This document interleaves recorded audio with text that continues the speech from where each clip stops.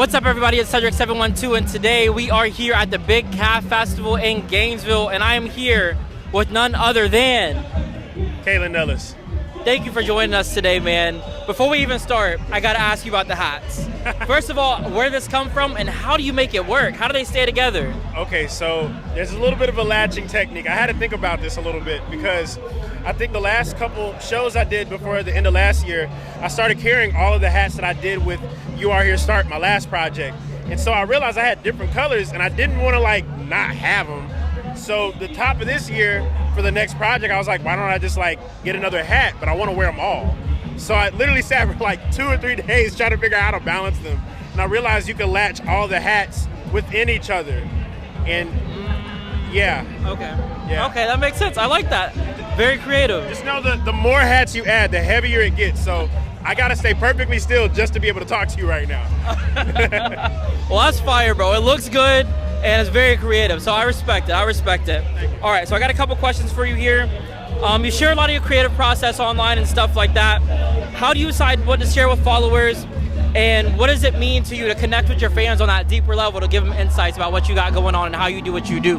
Well, I really love music. I would like to say I'm a student of the game. I want to understand deeply how those things can work for other people. So usually whenever I'm making music, I'll make something that I discover after years of just listening to songs or listening to different ideas.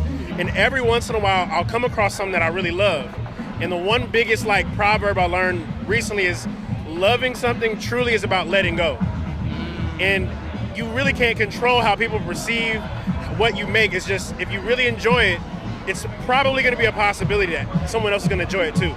So a lot of the ideas that I put out are ideas I play for hours and hours and hours. The short ideas, I actually have them that long. And then someone drop it, and I can't drop a 30-second snippet on Spotify. You got to make it longer. Yeah. So it just gives me a little insight on what could be cool. Gotcha. I know those videos you make, everyone's like, bro, can I have this beat? You got to turn this into a beat. Can I take this? How does that make you feel to know, even though snippets, people are like, I need this a full song. What does that make you feel?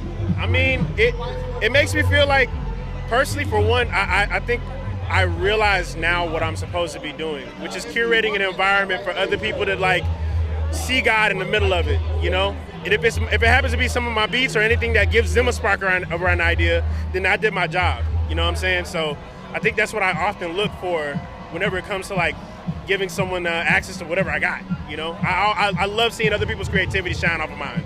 I love that. Okay. How do you maintain a healthy balance between your real creative side and your social media stuff that you do? Because I know we do content, we understand it's draining, it can be a chore sometimes, but how do you manage the two between keeping a creative process and being a full-time artist while also being a creative online? This is how I am every day. I've learned to accept it at this point, and I can't really shy away from it. I think that was the one part that even got me into making music in the first place. I found that I was really honest about what I felt, very, very honest about what I wanted people to hear. And after a while, I started thinking if I really believe in what I want to say, then it's got to cut through at some point. So I went through a good decade of just figuring that out within myself. And I feel like I've come across that point where whatever I do, I feel like I'm being honest in it, So whatever the next thing is, whether it be 6 hats or a crazy outfit, just know it came from a very honest place. Okay. All right, I got a couple of fun questions for you. Ready? Yeah. All right.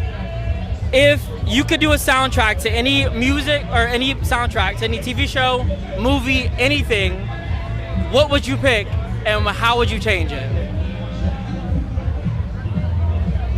I don't know why Mulan just popped up in my head. Okay. Maybe because of the fact that The Flying Lotus is a big influence for me, but I love Mulan. I love a lot of the Disney soundtracks, Tarzan. Okay. I used to listen to a lot of Phil Collins back in the day. So I just was man, this would be great. This would be absolutely amazing if I could take a kid's movie and just make something cool out of it. I love that. I was not expecting that answer, but I respect that. I love kids films, bro. I just love kids films. Are you into musicals at all? Do you like Hamilton and stuff like that on Broadway, or? You know what? I'm blanking on the name of it, but I know the song "Popular" is a huge I want to be popular. Yes. What is that from? It's literally. I know what you're talking about, though. I know what you're talking about, though. But I love musicals. I'm big into musicals.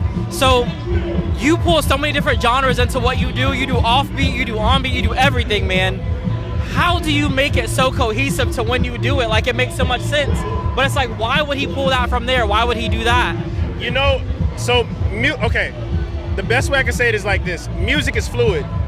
Creativity, for that matter, is fluid. So whatever you do, there's always some sort of connection that can bridge the gap. Maybe it'd be a rock song and then a hip-hop record and then like a new metal song the next. But there's something that cohesively blends all of our creativity together. It comes from the same place. No matter what category it is, no matter what type of thing, the intention stays the same. And I think that's the cool thing about music and having people that work in different genres start to collaborate and do different things, especially right now in music, you're hearing so many different like combinations of genres kind of bleed together. And the reason is because it's fluid. I love that. I love that. Lastly, wrapping up here, do you have any advice for musicians who are trying to get themselves out there more socially, trying to get in front of their fans and show up, but they can be afraid of it, it can be intimidating? Do you have any advice for people just getting started, trying to get themselves out there? Stop being afraid. There's nothing to be afraid of. The fear can be one thing that can paralyze people. And what's crazy is fear is something that if we don't check it, it's something that we often will create within our own selves. So if it starts with us and we believe in like, yo, that God-given gift that we got, nobody else can tell you that nothing's fire unless you say it is. So believe. You got to believe in yourself. You have to. All right, I appreciate that. Well, that wraps up this interview. Thank you guys for tuning in, and we'll see you. We got more coming on the way, only on Arkive. Peace. My name is Kaelin Ellis. We're here at Big Calf 2025, and I'm with Arkive.